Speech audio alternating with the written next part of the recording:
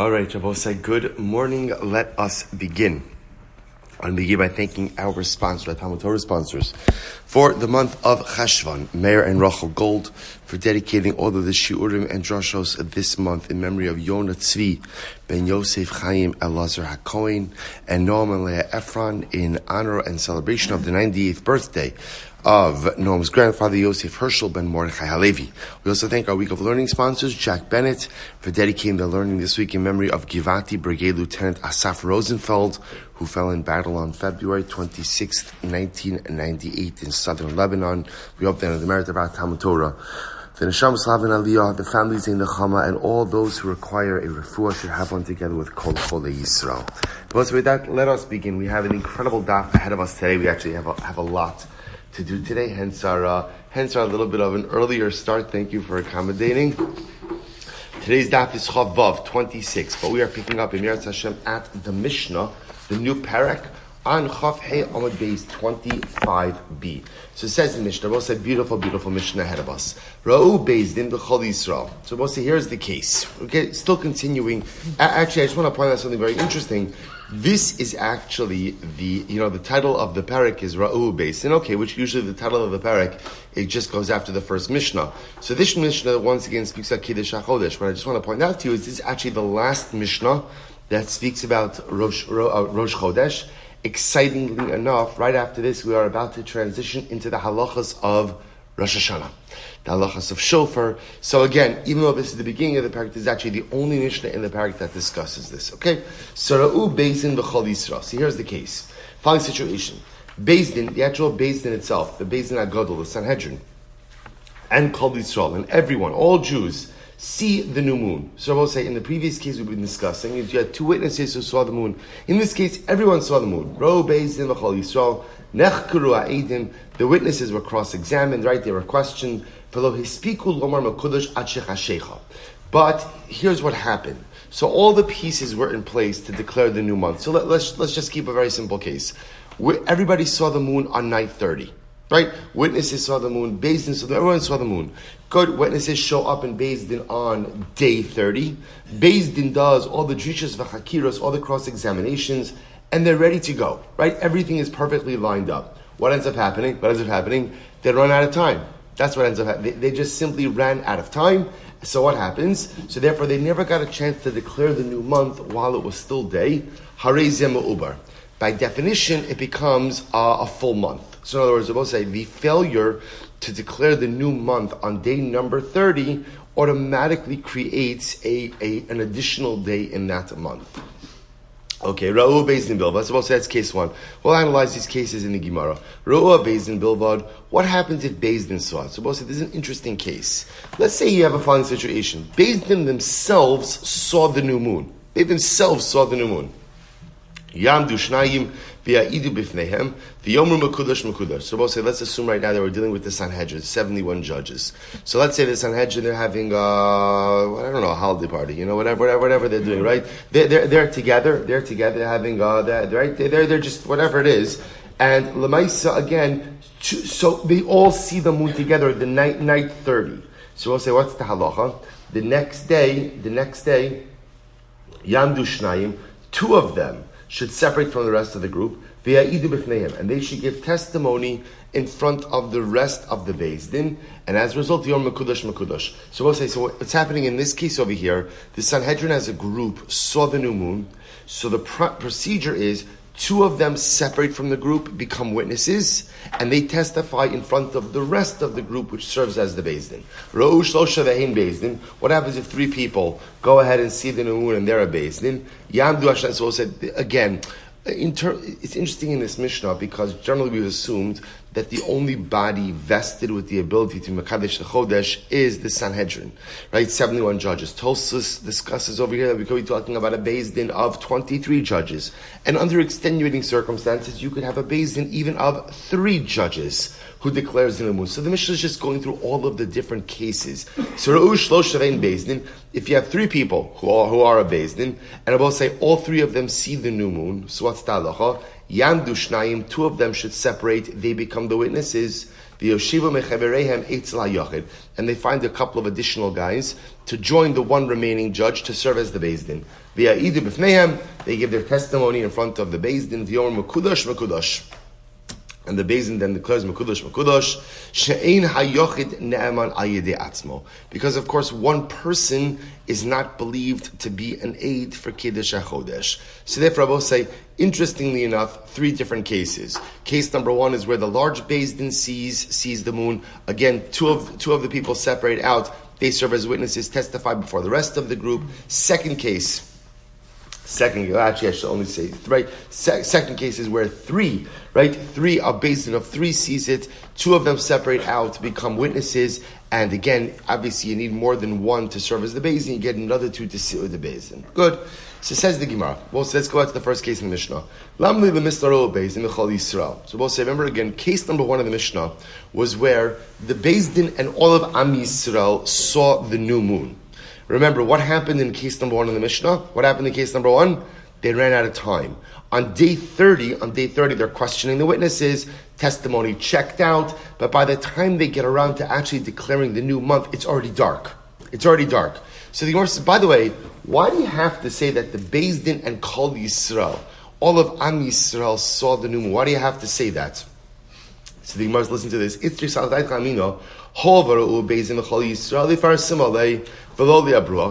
you might have thought in a case where the new moon was so public and so apparent that everyone saw it, even though you didn't get a chance to formally declare the new month on day 30, come on, it's declared, right? Everyone saw it. Kamash Malon, though. They both say Kamash Malon, and this is really fast. Kamash Malon, there's a process. And when you will say, this is, I remember when I was young, I used to do my math homework with my father. So my father is very, very, very gifted in math and science. Skipped a generation, profoundly skipped a generation. So I remember I used to do math problems, and he would if I write the answer, so he would say, show the work. You have to show the work, right? Because in order to learn, which again, I'm not going to lie, I was very resentful of as a kid, right? But Lamais is absolutely correct, and not just correct in math, but correct in life. That if you want things to really be done correctly, there has to be a process. People who kind of live life in general by just chap plop, and there's no process. You're not showing your work. Sometimes things work out. Sometimes they work out. More often than not, they don't. There has to be a process. There has to be a framework. So that's the Gemara saying over here. Everyone saw the new moon. But there's a process. And what's the process? The process is that Beis Din says, Mekudosh, that's the process. So the Gemara says,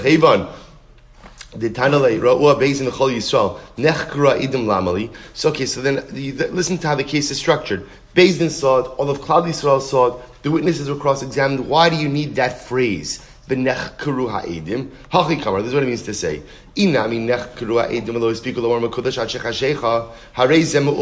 That even if everything is in place, right? Everything is in place. And again, the Beis Din saw it, the witnesses saw it, Klal Yisrael saw it, but the witnesses were cross-examined. But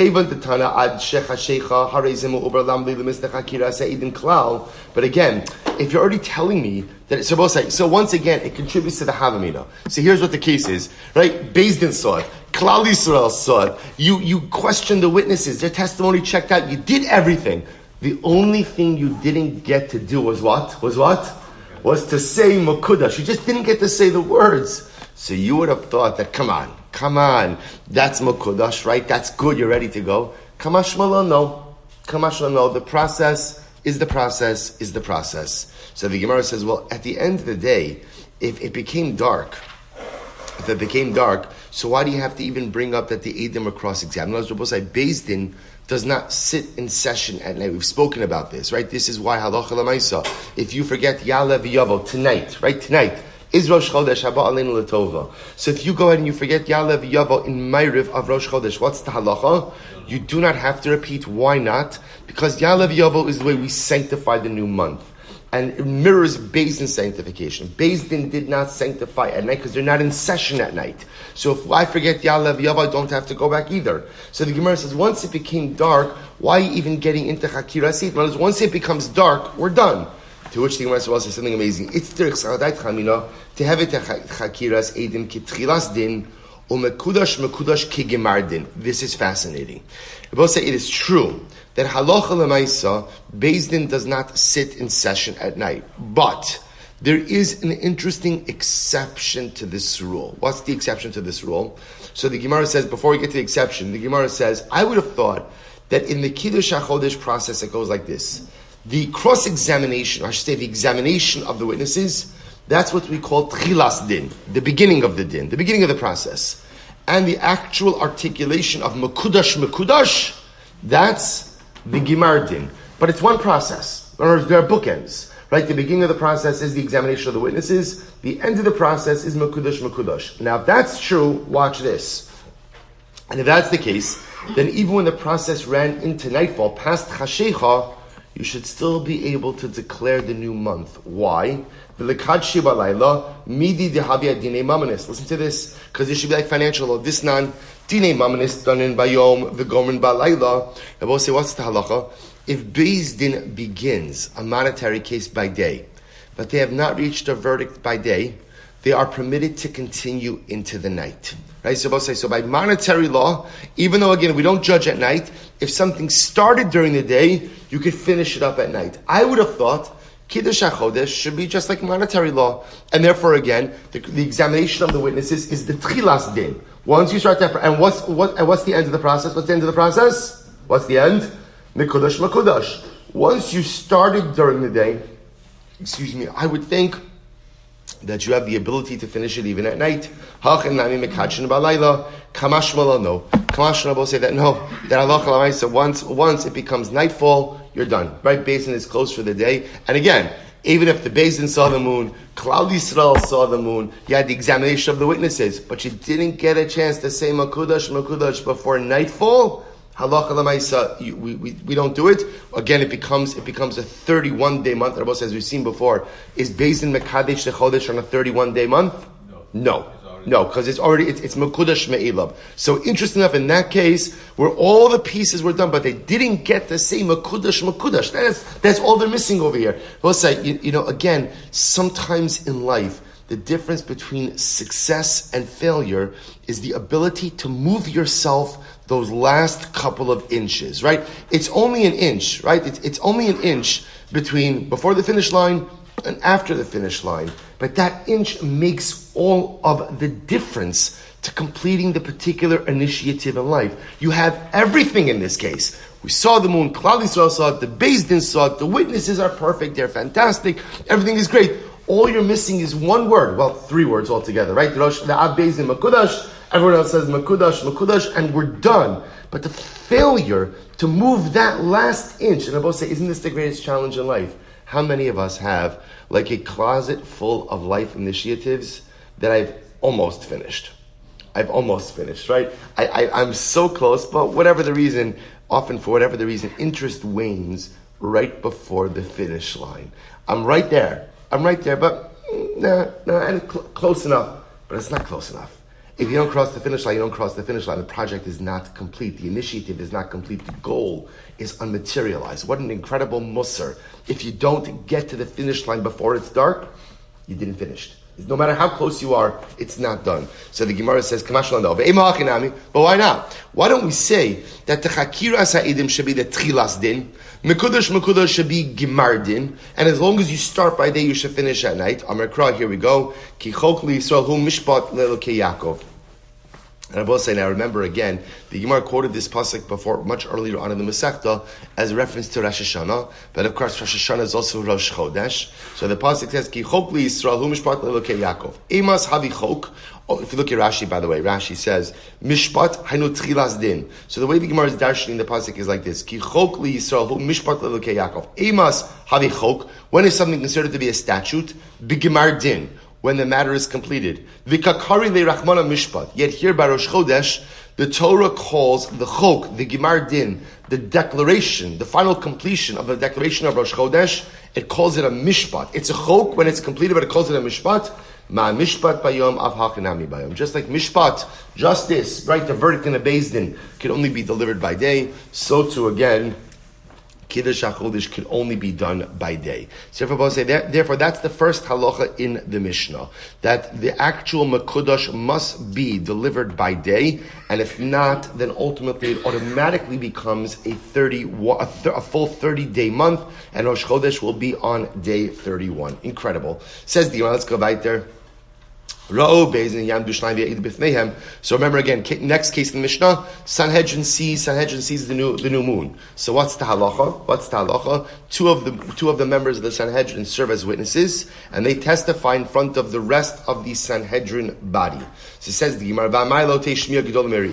why do you need that? If the Sanhedrin sees the moon, so why do they? You hear this, listen to how strange this is.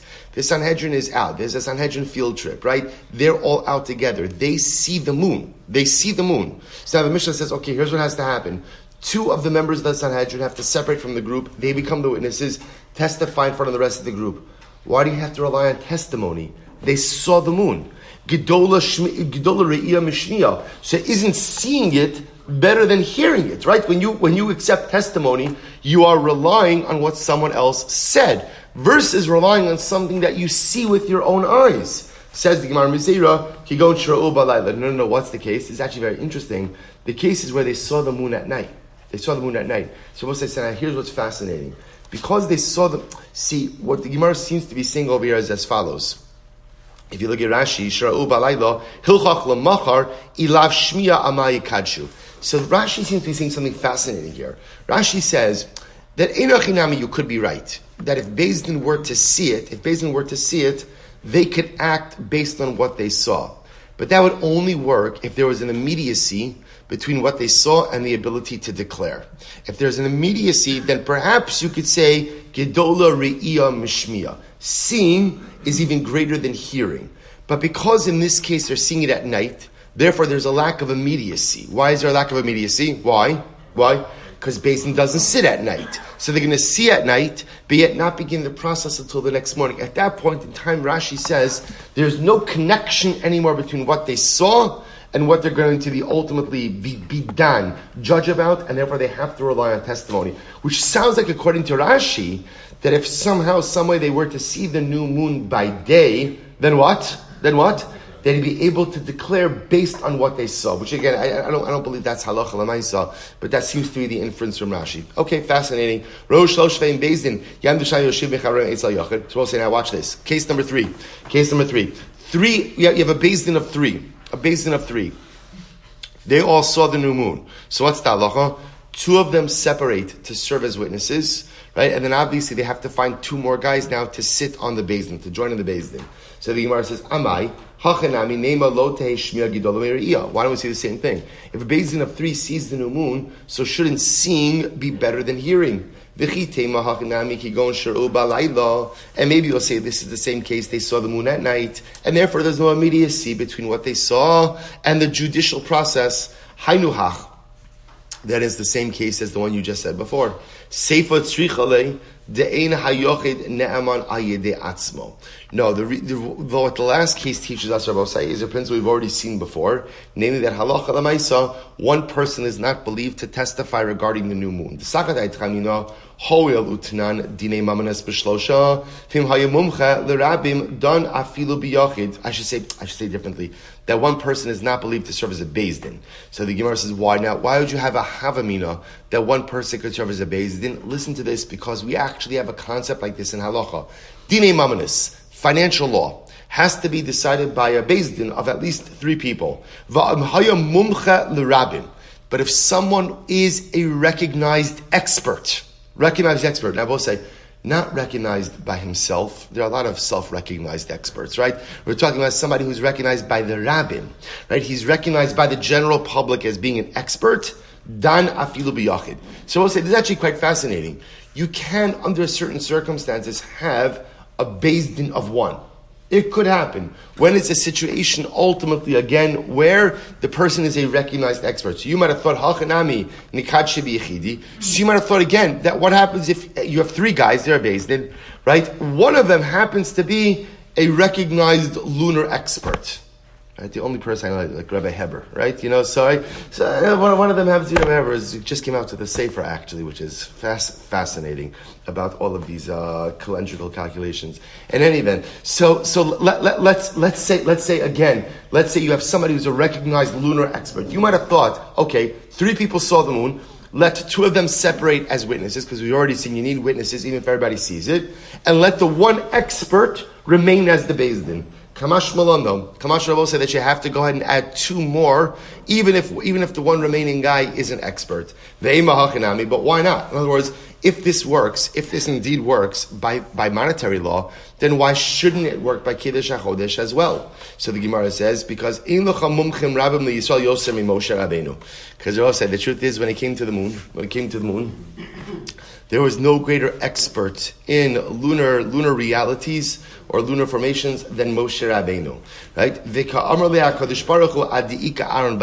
But yet, even HaKadosh Baruch Hu says to Moshe, you by yourself are not enough. Now, with Moshe, it happened to be that he had Aaron with him.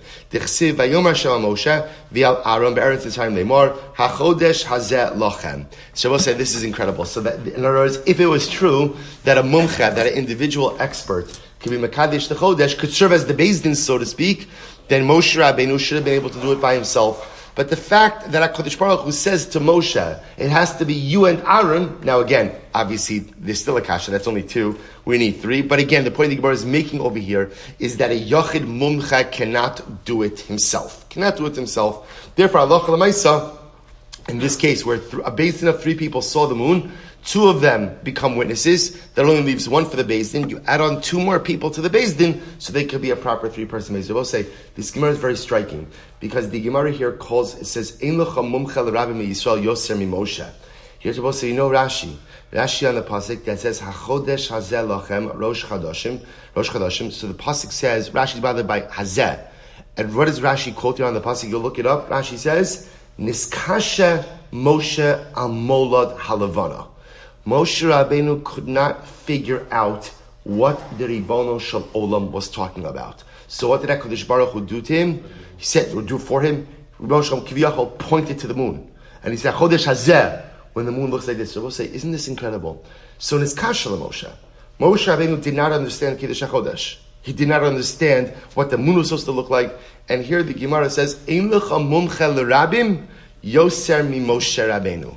There is no greater mumcha more than Moshe, which I will say tells you something absolutely amazing, which is even the things we struggle with in life, we have the ability to develop proficiency.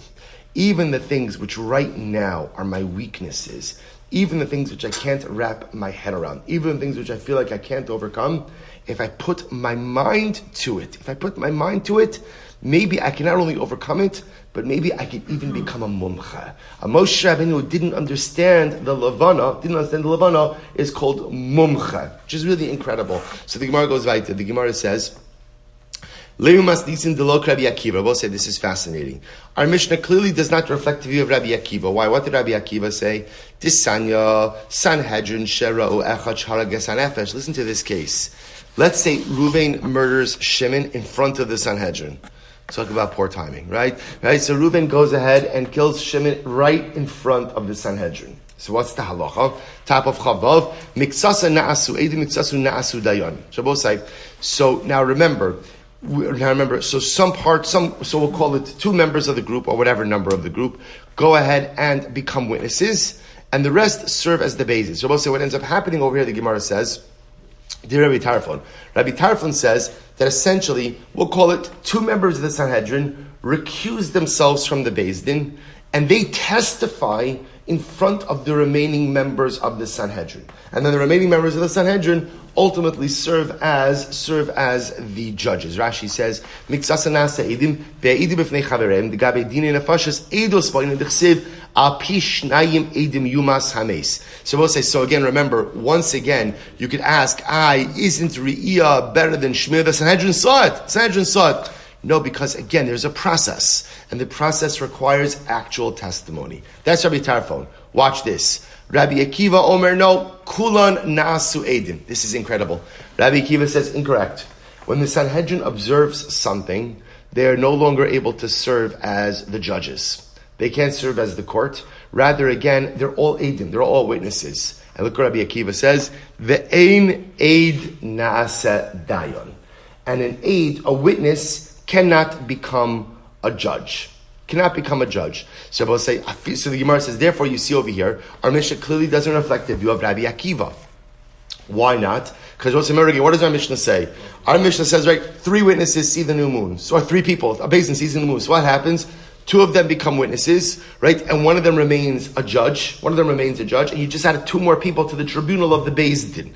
So Rabbi Akiva would say, no. Once a group witnesses something, right, they're no longer dayanim. They can't be judges. Rather, by definition, they're all edim. So our Mishnah clearly doesn't reflect the view of Rabbi Akiva. To which the Gemara says, no. If you look at Rabbi Akiva, ad kalokom Rabbi Akiva hasam ela b'dinei nefashis. Rabbi Akiva says, no, this is only a din by capital crimes. Only by capital crimes do we say that a witness cannot become a judge. And once you witness something, by definition, you cannot serve in a judicial capacity. Why? Because the pasuk says, "V'shaftu ha'ida v'etzilu ha'ida." The pasuk says that literally the congregation will judge him and they will save him. Which means, I will say, that there is an obligation upon Beis Din to try to find a way to save the murderer from being sentenced to death. That's how the judicial system is set up. Right? Bimahapech, Rashi said, bimahapech b'schuso. Find some type of merit. It doesn't mean merit mitzvahs that he did. What it means is that the way the judicial system is slanted is that in capital cases, we try to find any excuse not to execute. Not to execute. And the problem over here is the chivan, dechazyu, dekatel nafshe. The problem is once the Sanhedrin actually saw Reuven kill Shimon, lo matzalei schusei. If they observed the murder, it's impossible for them to be malamed tzchus. Impossible for them to find something favorable in the murderer.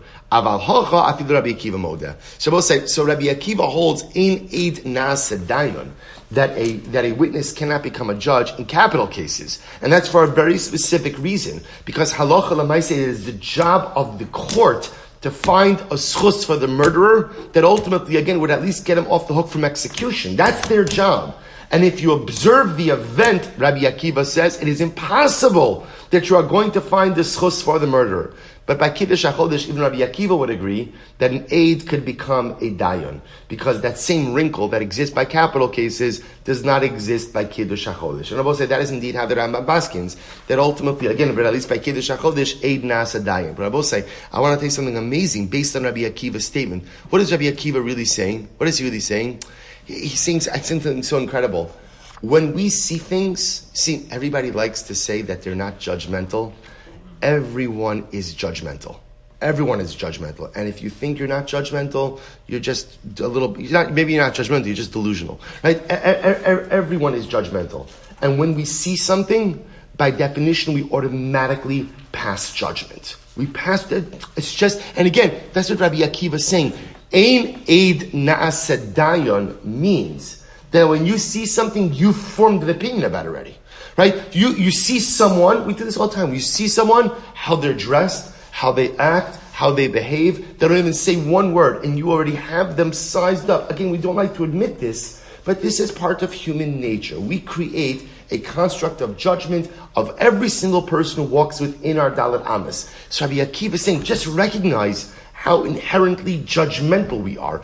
Ein eid na'aseh dayan means that we form an opinion from initial interactions. And once I form an opinion, it's very hard to be objective. It's very hard to be impartial. And I will say, what an incredibly important way to live life. To recognize that we are judgmental. And to recognize, we'll say, how many times has it happened that you see someone, you ever see people who have like an angry look to them? Like an angry look. And you see them and you're like, wow, like I don't want to have anything to do. And then what happens? They open up their mouth and they speak so softly. And they're so nice. You're like, wow, I didn't expect that. You look like such a jerk. Right? And now you seem like so nice. And it happens all the time where someone's dressed a certain way and you pass a certain judgment based on them, based on the way, how in any direction. And I will say, Rabbi Akiva says, yeah, ein eid na'aseh dayan. Know that you're judgmental. It's so important for us to recognize and to accept the fact we have to work on it, but inherently, innately, we are judgmental. We form opinions about anyone and everything immediately. So to recognize that we are pretty much biased in every single thing in life. I was thinking that when Rabbi Yitzchok read this Gemara, he must have said, I never saw it, but he must have said, Ribono shel Olam, ein eid na'asa dayan. This is the greatest defense of Klal Yisrael. HaKadosh Baruch Hu, if you see everything, you have eidos for everything, then you can't be a dayan. You can't judge either. You see all my averos. If you see me do it, then by definition, you can't be the judge. And I think Rabbi Yitzchok would have said something like that. Being the great advocate of Klal Yisrael, it's such a good defense for Klal Yisrael. Baruch Hu, if you see it, ein eid na'asa dayan. Let's go weiter. We'll see now we come to Hilchos Rosh Hashana. Kol hashofros ksherim chutz mishal para. All shofros are kosher, except for that of a cow. Mipnei shehi keren. Ultimately, again, because it is not called a shofar, but rather it is called a keren. It's called a horn. On Rabbi Yossi says, first of all, take a look at Rashi. Rashi says over Yeshu Karen, Eino Kari Shofar, right? The horn of a cow is not called a shofar. Rather, again, the Gabi Yom Kippurim Shofar Ksiv, Avarta Shofar Trua. So the Gemara says, Valo, Am Rabbi Yossi, Valo Kala Shofros Nikru Karen. But 1 second. All other shofros are also called the keren. They're also called horns. Shnemar bimshoch keren hayovel. Bimshoch big keren hayovel. Ultimately, again, when you will blow the keren and the ovel, again, we'll talk about this in the Gemara, what exactly this exchange means. So, also here, the Gemara introduces us to the idea that in order for something to be used as a shofar, it has to be called a shofar and not a keren. Says the Gemara, Shapir Kam Rabbi Yossi v'Rabbanan. Says Shapir Kam Rabbi Yossi. So we'll say, so remember again, we have fundamental machlokas. Rabbanan say you can't use the horn of a cow for shofar because it's called a keren. Rabbi Yossi says, 1 second, every shofar is called a keren. Bimshoch bekeren hayovel. So it says the Gemara, Rabbi Yossi is saying good. He's saying good. So what do the Rabbanan do with this? For Rabbanan, kol hashofros ikru shofar ve'ikru keren. The para keren ikri, shofar lo ikri. The Rabbanan will answer. They will say, you're right, Rabbi Yossi.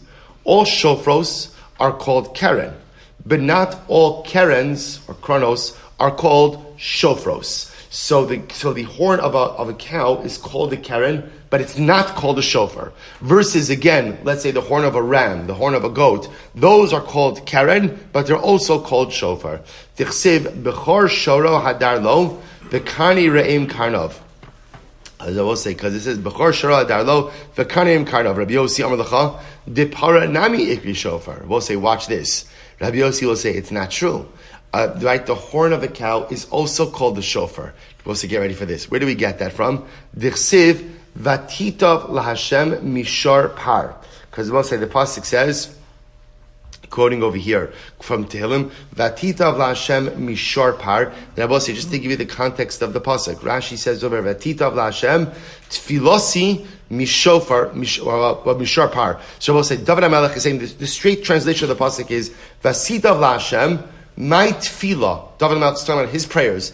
My tefillah to HaKadosh Baruch Hu is better mishar par, is better than even like the biggest of animals, the biggest of karbanos. David HaMelech was saying the power of my tefillah is even more impactful, more powerful than the most incredible karban. So we'll say, listen to this. Imshar lama par, v'impar lama shar. Now we'll say, the way we translate shar is an ox. The way we translate par is often as a bull, right? So ultimately, again, the Gemara asks, why do you have to say, my tefillah is better, mishar par, from an ox and a bull? So the Gemara says, if you're saying shar, you don't need par. If you're saying par, you don't need shar. Get ready for this. Elamai shar par, mishofar. Wow. So I'll say, Rabbi Yossi says like this. It's so beautiful. Rabbi Yossi says, David HaMelech is saying, Vasidav LaHashem, my tefillah, ultimately, again, is more impactful to Hashem than ultimately, again, even the shofar. Rashi says, Shar Shupar, B'yom Shenikra Shar Hayagadol Kipar. Well, actually, we're not up to that. So I will say, so therefore, again, you see over here that even the para is called the shofar. It's called the shofar. Now, again, that's a little bit of an interesting drasha, but Lamais Rabbi Yossi saying Mishar par is Mishofar. So as such, the horn of a par is also called a shofar. As such, it can be used for Rosh Hashana. V'Rabbanan Kid Rav Masna. The Rabbanan darshan that pasuk like Rav Masna. The Rav Masna, my sharpar. What does sharpar mean? So it means my sharpar shugadol kipar. It means a shar that is as large as a par, an ox that is as fully formed as a bull. So the Gemara says, if you look at Rashi, Rashi says over here, shar shu par biyom shenikra shar hayagadol kipar zeh shar shamay sebereshes shabiyom shenivra nivra bikamaso b'shar ben yomo kare shar. So we'll say, so ultimately again this goes back to the Gemara before that we had earlier in the Masechta, where the Gemara explains that kol ma'aseh bereishis, everything that was created in its full form. B'kiyumam nivra, b'sivyonam nivra, was created in its complete form. So David HaMelech is saying that my tefillah is even better than a shar par. A shar par, Rabbanan Dashni, means a fully formed shar. Interesting enough, the word shar, which we're translating as ox, could even refer to a baby ox, as opposed to a par, which means a fully formed adult animal. So David HaMelech is essentially saying, my tefillah is more impactful than even a fully formed karban. Okay, so the Gemara says, Ula Amar Hainu Tam Dirabanan. So both say, so therefore again, what we have over here is as follows. Simple machlokes. Can you use the horn of a cow or not for shofar?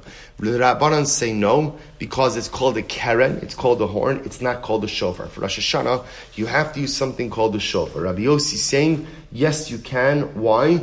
Because everything that's a shofar is also called a keren. Is also called a keren. Now, it seems to be even more. The Rabbi Yossi will say that the horn of a cow is also called a shofar. Where does he get that from? Ultimately from Tehillim, that contraction of words. Vasitev laHashem misharpar mishofar. Mishofar. Good. So the Gemara comes along and now offers a different approach. Ula amar hainu tam d'Rabbanan. No. I'm going to tell you why the Rabbanan say you can't use the horn of a cow. I'll tell you why. The Rav Chisda will say, here we go, this is so beautiful. Rav Chisda says, Mipnei ma ein kohen gadol nichnas bebigdei zav lifnai v'lifnim la'avod avoda. Why can't the Kohen Gadol wear his gold clothing when he goes into the Kodesh HaKadoshim on Yom Kippur? Rabbi say, right, going back to Yuma a little bit. So remember again, the Kohen Gadol only wears big day lavan, only wears simple white clothing when he goes into the Kodesh HaKadoshim. Why can't he wear his golden clothing? To which the Gemara says, Lefi she'ein kategar na'aseh sanegar.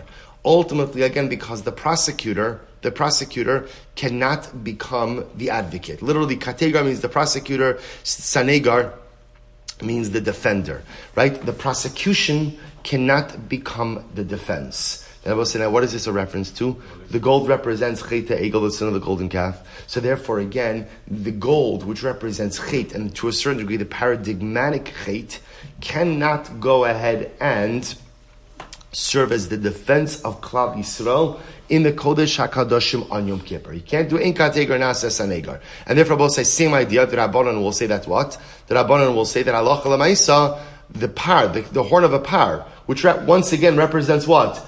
The egel, right? The egel cannot be used on Rosh Hashanah. Ein kategar na'aseh sanegar. So the Gemara says, well, 1 second. So the Gemara says, velo, is that true? That, right, the prosecutor can't become the defender. What about Vaha Ikad Dam Par? Both again, back to our Yuma days. Remember again, one of the karbanos that the Kohen Gadol shechted was a par, and they would sprinkle the dam of the par inside of the Kodesh HaKadoshim. So what do you mean? Ein kategar na'aseh sanegar? No, the Gemara says no. Hol v'ishtini. That's different. Blood is blood is blood. In other words, you can't tell the difference between the blood of the par, the blood of the goat. So therefore, again, halacha l'maisa, since it's changed form, we're not worried about ein kategar na'aseh sanegar. Ayva ika aron v'kapores ukruv. But 1 second. We'll say there's a lot of gold in the Kodesh HaKadoshim, right? There's the ark, right? There's the kaporas, the lid. There's the kruvim, right? The two angel-like figures. There's a lot of gold in there. So what do you mean, ein kategar na'aseh sanegar? To which the Gemara says, chote bal yakriv ka'aminon. What it means, the Gemara says, chote bal yakriv, Rashi says, ha'adam lo yakrivu halom shuchata bo. The issue with gold, both is incredible. When is gold problematic? When a person uses it as part of the service. That's the problem. In other words, the fact that there's gold in the mikdash, there's nothing wrong with gold. The chet ha'egel is how we used gold. So what the Gemara is saying is, im kategar na'aseh sanegar, the prosecutor cannot become the defender means we used gold in a way to create a distance between ourselves and HaKadosh Baruch Hu. To then use gold in the service, the human service, as a way of coming back, that's not appropriate. That's not appropriate. The prosecutor cannot become the defender. So the Gemara says, "Ay v'hoika kafu machta." But one second, there's the spoon, there's the fire, well, it's not really a spoon, the ladle that you would use for ketoras. There's the fire pan upon which you would hold the coals. Halacha l'maisa, again, those are gold also. Chote bal yisno'e karminon. What it means is you can't use gold as a form of adornment. In other words, what the Gemara pivots a little bit and says, you could use gold as part of service. You can't use it as adornment. So for the Kohen Gadol to adorn himself in his clothing with gold which was used in this horrific fracture of relationship in the sin of the golden calf, that's not appropriate. If it's a service utensil, it's the aron, it's the kruvim, it's the kaf, it's the machta, that's fine. So the Gemara says, "I v'ha'ika big day zav mi b'chutz." But one second, the Kohen Gadol does wear gold clothing outside of the Kodesh, right? Outside of the Kodesh HaKadosh, outside of the Holy of Holies. Maybe if them come in, you're right. The concept of ein kategar nasa sanegar, that the prosecutor cannot become the defendant, only applies when? Inside of the Kodesh HaKadoshim. It does not apply outside of the Kodesh HaKadoshim. But one second, so we'll say, see now remember, why are we bringing this up here? Because the Gemara is suggesting that halacha l'maisa, this is why you can't use the horn of a cow. Because the cow, with that horn is also symbolic of what? The cheta egel. So you can't go ahead and use, in kategar nasa sanegar. The Gemara says, but one second, you just said in kategar nasa sanegar is only a problem where? Where? Inside of the Kodesh HaKadoshim, the Holy of Holies. Well, shofar is blown outside of the Holy of Holies. So why is there a problem of in kategar nasa saying of shofar nami bachutz? Both say this is so beautiful. Kevan delizikaron hu kibifnim dami. They'll say you have to remember this for Rosh Hashana. Since the whole point of tkiyah shofar is to allow us to be remembered favorably before HaKadosh Baruch Hu, that being remembered favorably transports us into the Holy of Holies. When you blow the shofar, it's as if you are standing in the Kodesh HaKadoshim, the Holy of Holies. And because of that, the concept of ein kategar nasa sanegar applies ultimately to shofar as well. So the Gemara says, so I'll just mention just very, very, very, very quickly. We'll say, I was thinking about this concept of in kategar nasa sanegar, that the prosecutor cannot become the defense. If you think about it, it seems to be antithetical to what we learned in Reb Tzadok. Right? In Tzidkas Hatzad is what you're thinking, right? Right? Because in Tzidkas Hatzad, what have we been learning? Right? That when you sin is the ultimate moment of incredible rebound. And not only that, but your sin itself highlights the incredible kochos you have, that if you turn that around, ultimately can become your greatest strength. So if anything, I would have thought based on Reb Tzadok, that what should you be wearing over all of Yom Kippur? Gold. Gold in the morning, gold, the whole day. So I will say, so it's hashkacha that I didn't get to say the Mesachik Bakovia piece on Sunday, because I think it actually ties in. But I'll say, remember again, the gambler, right? The gambler, so we spoke about that he's pasala eidos. So the Rambam says, how does the gambler do tshuva? How does he do tshuva? He goes ahead and he has to break his dice. That's what the Rambam says. So Rabbi Silber says, why does he have to break his dice? Why isn't it just enough to put the dice away? What if the Rambam says, he has to smash the dice. Smash the dice, just put it up on a high shelf. So Rabbi Silber says something amazing. He says in life, there's chet and there's derech chotim. There's sin, but there's the pathway to sin. Sin doesn't just come up out of nowhere. Sin is often the result, is the culmination of a number of other negative behaviors that themselves may not be sinful. And I both say, this is an incredibly instructive exercise. If I make a mistake in life, if I sin, it's incredible to trace my steps back and to see what was the genesis of that? Because generally, a sin doesn't just happen. You don't just decide one moment to sin. There's a number of smaller factors that led up to that. So Rabbi Soloveitchik says, what the Rambam is saying is like this. If you want to stop being a gambler, if you want to stop sinning, it's not enough just to stop gambling. You have to break away from that entire derech in life. And the way we symbolize the breaking away of that derech is the smashing of the dice. The dice are not just dice. They represent a lifestyle. They represent an orientation. They represent a kivun, a derech.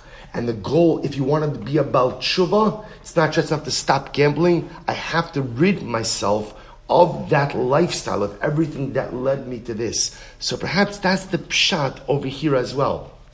which is that by not wearing gold, what we are focusing on is on the idea that even a cheta egel, a sin of the golden calf, Rabbi say, when did the sin of the golden calf occur? Or when did it begin? When did it begin? Think about this. When did it begin? It began, the truth is, as soon as we left Egypt. When we're standing by the banks of the Yam Suf, the Egyptians are in hot pursuit, and we say, Moshe HaMebli in Kivarim b'Mitzrayim, when you took us out to die in the desert, this is what we need. We didn't have emunah. We didn't have proper emunah, and that first manifested itself by the Yam Suf, and then it happened again in Mara, and then it happened again with Slav, and then it ultimately culminated with the Chet Egel, and then again there were a number of other episodes, and it culminated again in the Chet HaMeraglim.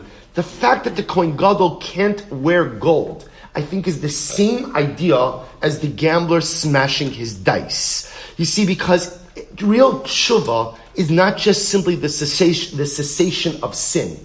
Real tshuva requires me to identify the derech chotim. You see, this is why often our tshuva doesn't last. Because all I do is I stop sinning, which is great, which is such an accomplishment in and of itself. But I don't recognize that it's not just about stopping to sin.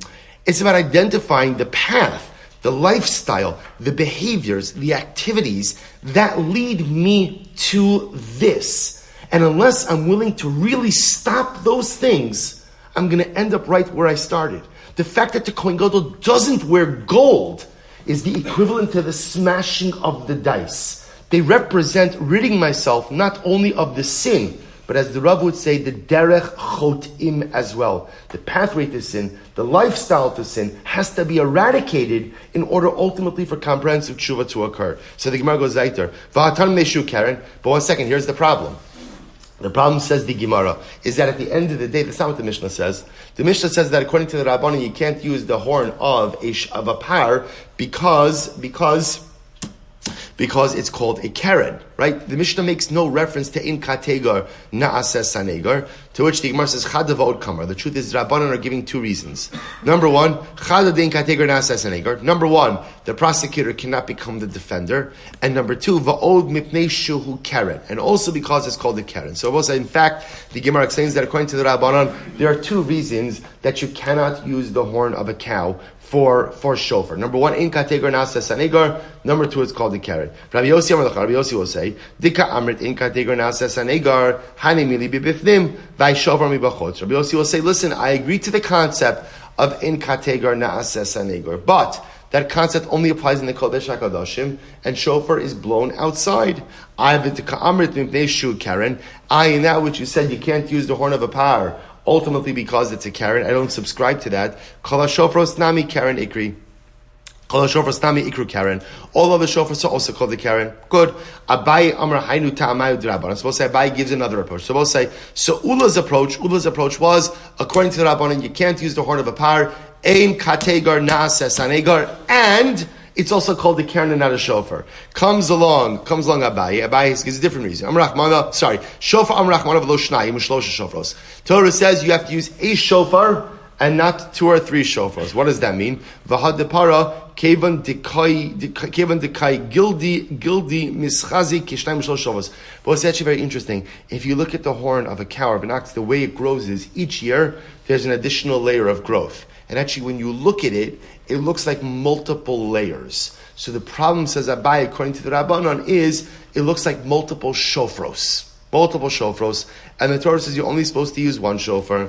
Karen, but that's not what the Mishnah said. The Mishnah said you can't use the horn of a cow because it's a karen. So the Gemara says chadav od kamar. Rabbanan is saying two reasoning. Chadav the shofar echad aracham v'lo shnayim u'shlosha shofros v'od meshu karen. According to Abai, the Rabbanan is saying two reasonings. Number one, because the horn of a cow is not called the shofar; it's called the karen. And number two, because it looks like two or three shofros.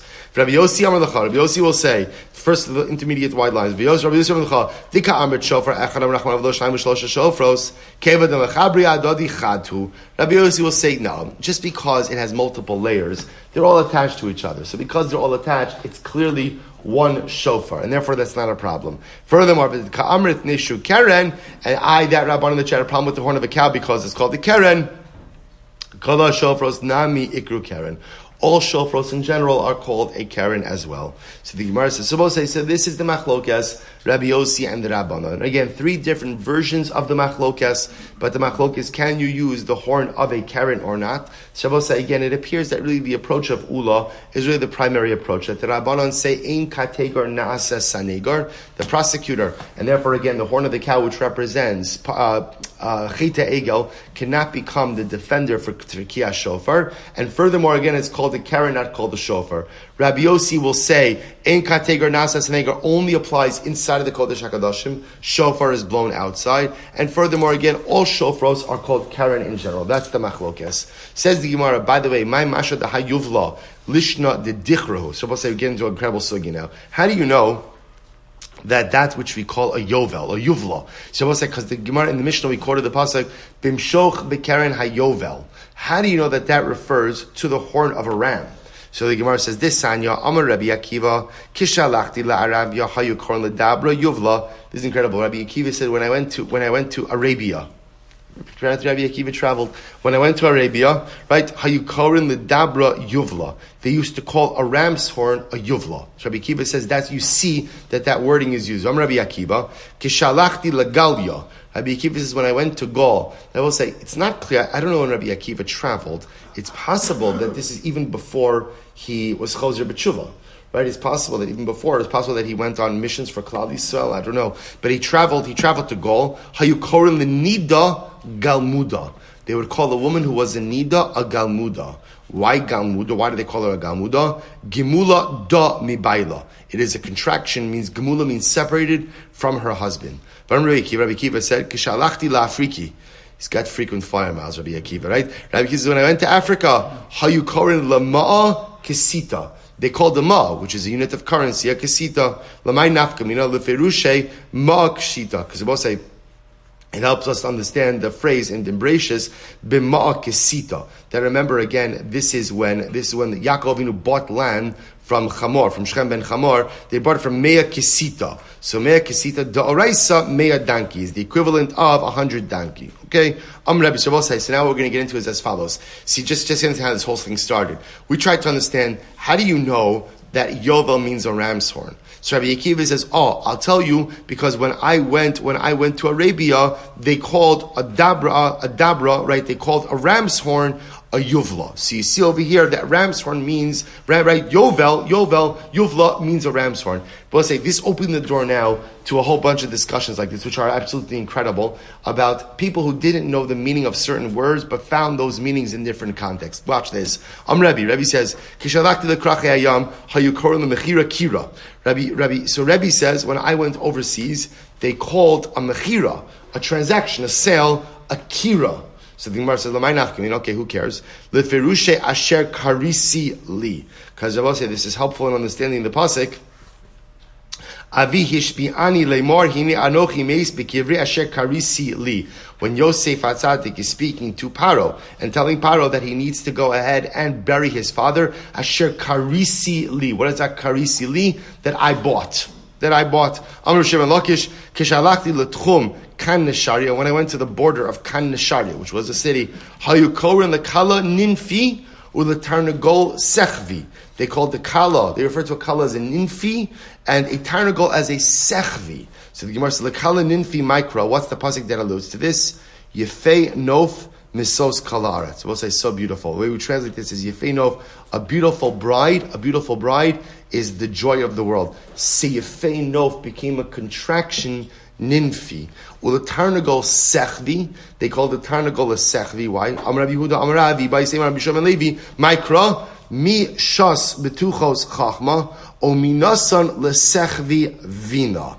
So we'll say, what does this phrase mean? Mishas betuchos chachma. Now we'll say, the way we're translating this phrase is as follows. It's literally, who placed mishas batuchos. Rashi translates batuchos is chalukos, smooth. Who placed wisdom in the smooth ones? Rashi says, Elu Klois refers to the kidneys. Chazal had this idea that wisdom resides in the kidneys. So I think this is also where like the lashon of, you feel something in your kishkas, even though the kishkas aren't the kidneys, kishkas are the intestines, but at first like feeling something in that mid part of your body, feeling something in your gut. So Chazal understood that wisdom resided in the kidneys. Oh, minasan lesechvi vina. Oh, what does it mean? Who gave the sechvi understanding? What's the sechvi? Zet harnagol. This refers ultimately to the rooster, right? So sechvi is rooster. But I just point out the Aruch HaShulchan has a whole discussion over here where he discusses that, he quotes other Gemaras that say that sechvi actually refers to the heart. Not right, and that's why this is machlokes what the bracha in the morning. Asher nasal sechvi vina lahadchin v'yom v'layla. According to the Gemara, Gemara Masechus Brachos, sechvi means the rooster, referring to that Hakadosh Baruch Hu gave wisdom and everything. Aruch HaShulchan quotes other opinions that say the sechvi means the heart itself. But again, the Gemara is saying sechvi means the rooster. Levi iglahu asras. Listen to this. We'll say a great story. Levi went to a particular place. So what happens? Asa gavra lekameh. A guy comes to him and he says, Amar le. He says to Levi, kabana planya. So Ploni was kaban me. He kabaned me. Lo hava yada my kamar. Levi had no idea what the guy was talking about.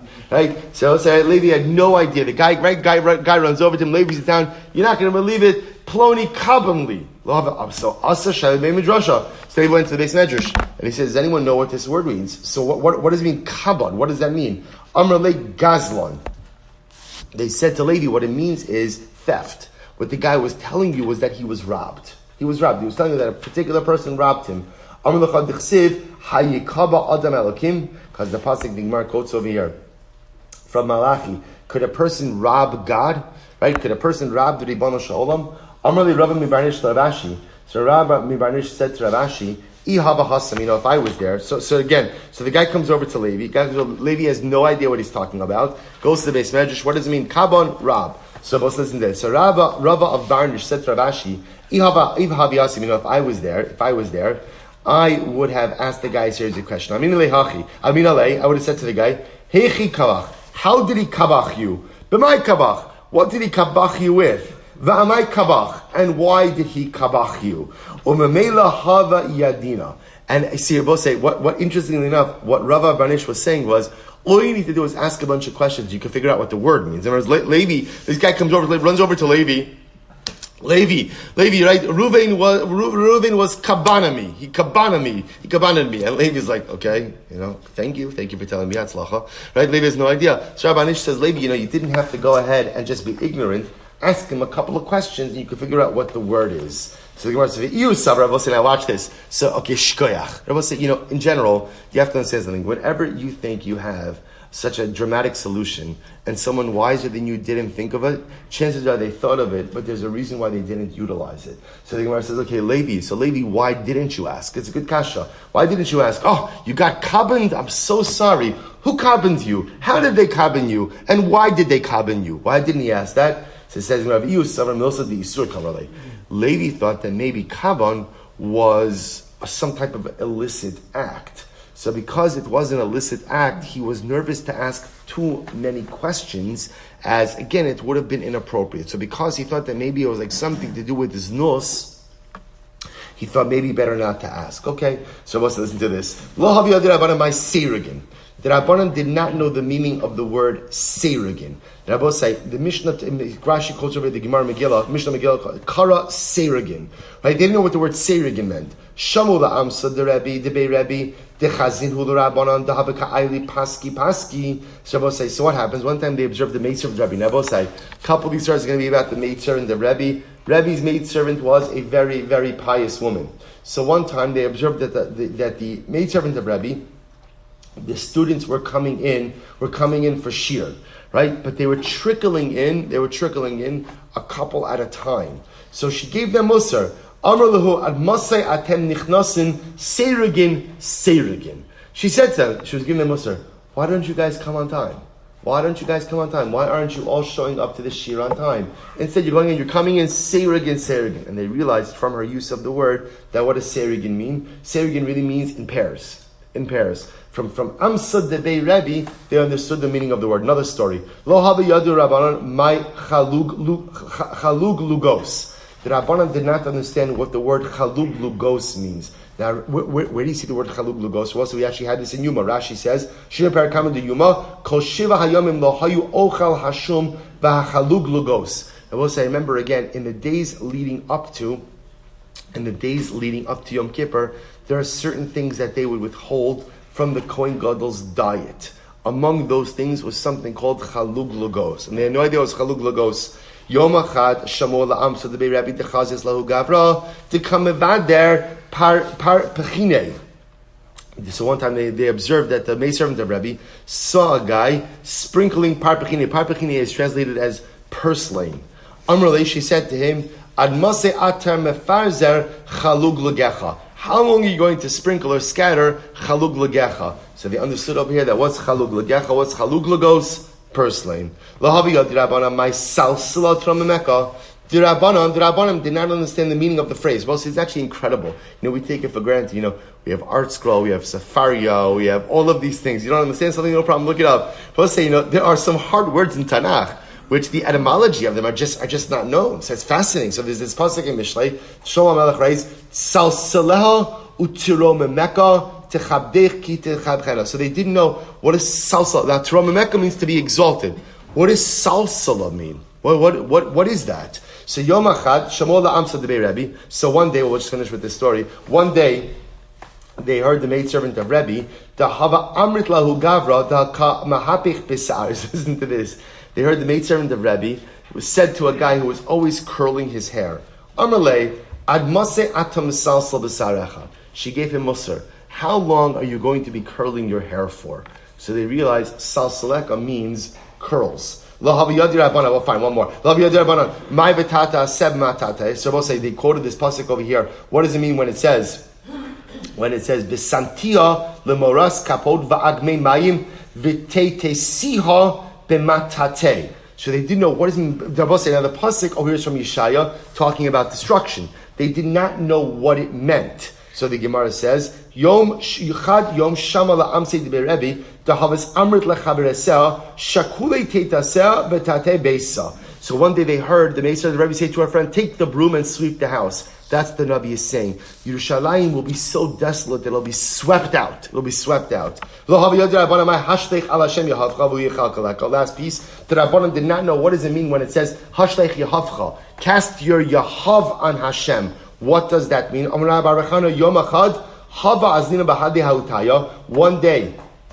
One day, one of the rabbis was walking with a particular Arab, and the rabbi was holding a burden, a load.